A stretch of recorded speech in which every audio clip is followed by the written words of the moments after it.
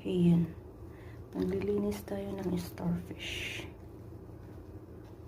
Meron siyang meron siyang kaluluwa pala dito sa loob. Pag inano mo siya, inopen. Ayan. Makikita mo siya.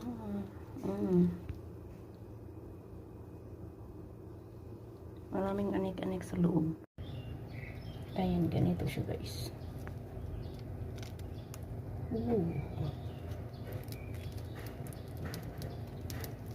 Gagawin natin pang soup siya. Ang dami siyang dumi pala dito sa loob.